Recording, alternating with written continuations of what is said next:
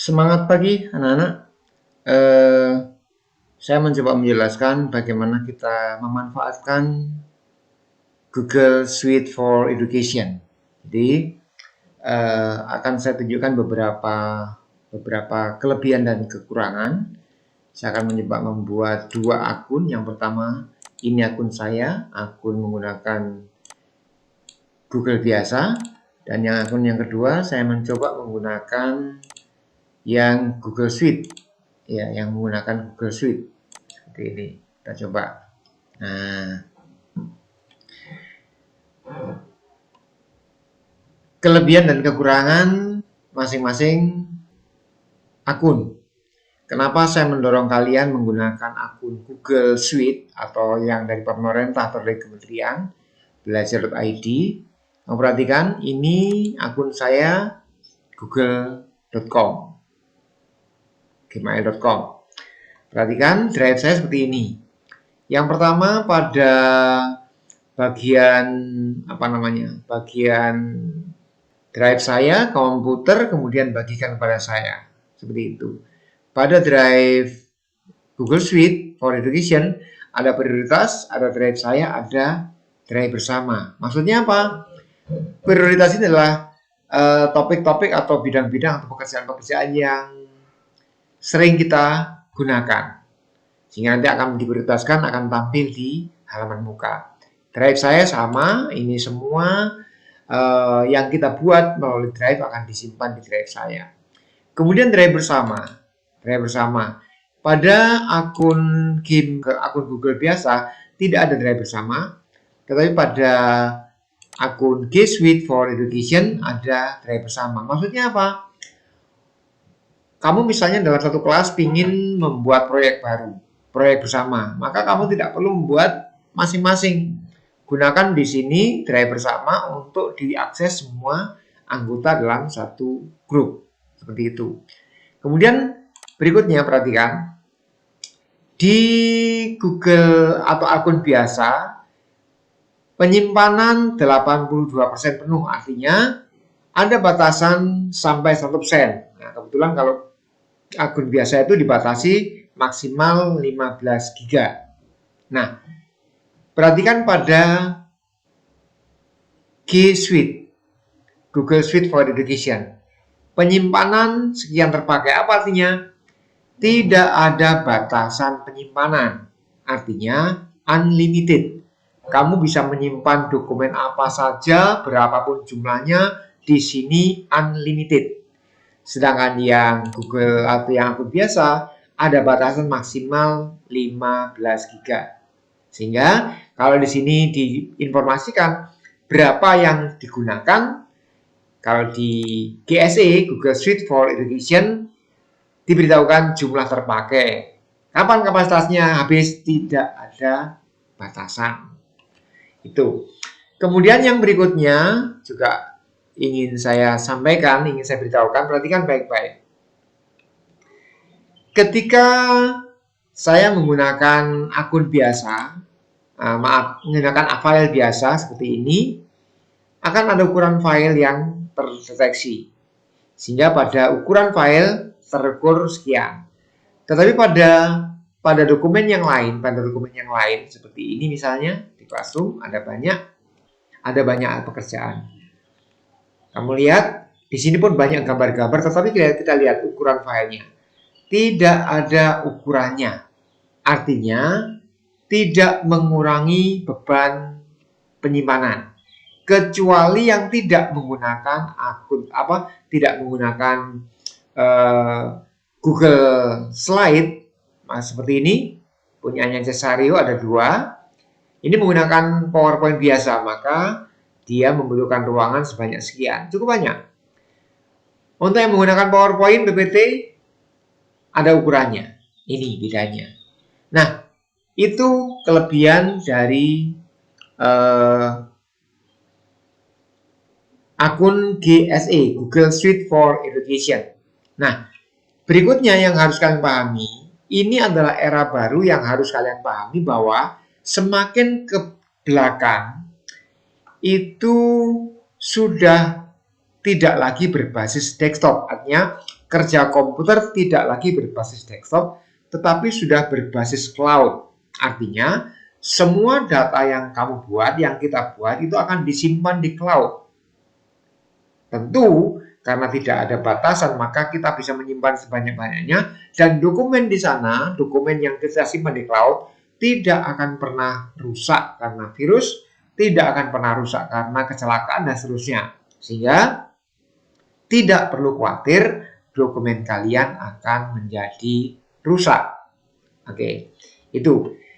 Selebihnya, seperti yang ditugaskan pada pertemuan yang sebelumnya, membuat presentasi seperti ini. Nah, saya akan mencoba memberikan sedikit gambaran bagaimana kita membuatnya seperti ini.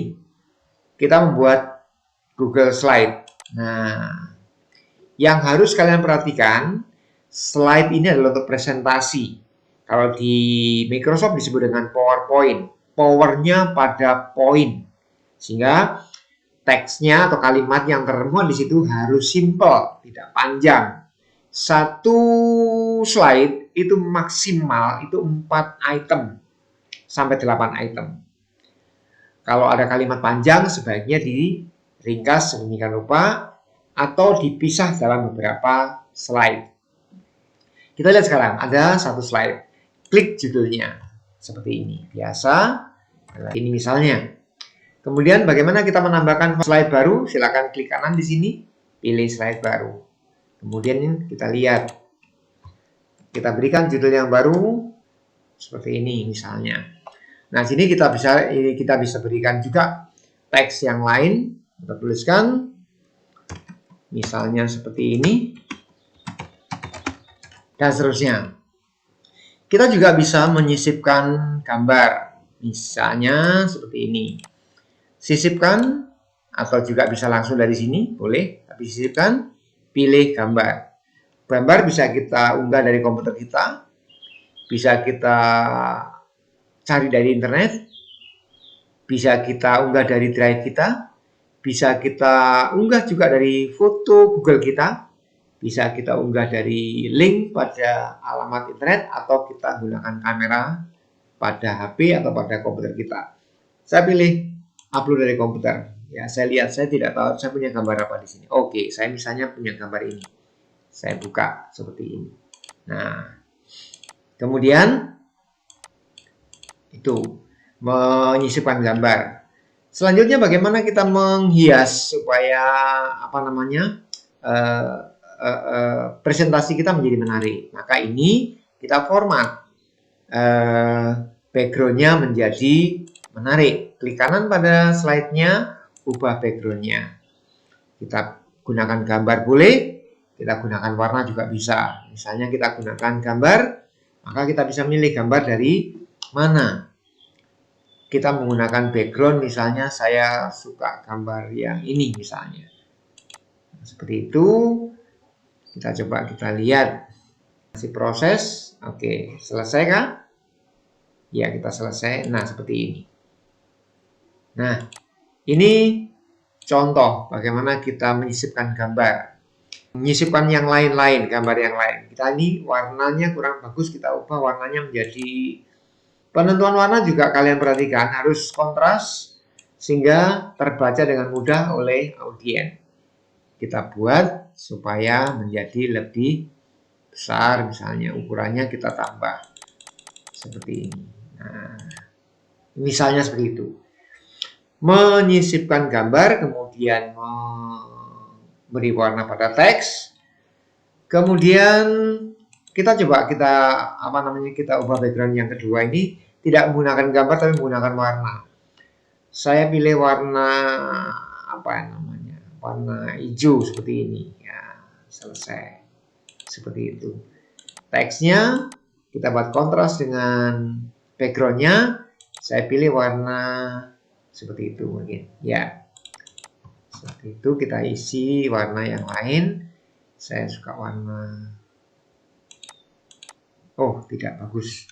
Tidak bagus. Nah, ini perlu kita coba-coba sesuai dengan selera kita.